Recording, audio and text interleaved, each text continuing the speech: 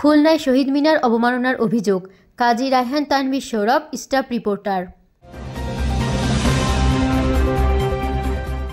খুলনার তেরখাদা উপজেলার চিত্রা মহিলা ডিগ্রি মহাবিদ্যালয়ে গত 21শে ডিসেম্বর এসএসসি ব্যাচ 2000 পুনর্মিলনীর সময় শহীদ মিনার অবমাননার অভিযোগ উঠেছে।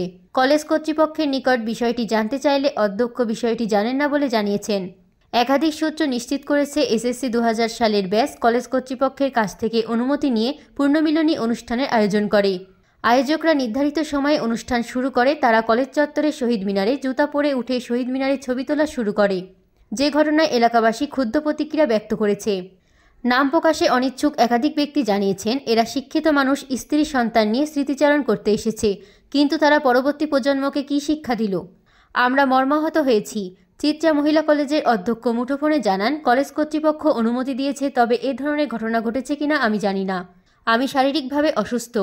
অনুষ্ঠানের আয়োজক শরফুল আলম মুকুল, বুলবুল আহমেদ, জিয়াউল কবির সোহাগ, জামশেদ সহ অনেকের সাথে মুঠোফোনে যোগাযোগ করার চেষ্টা করলে সাংবাদিক পরিচয় পেলে তারা ফোন কেটে দেয়।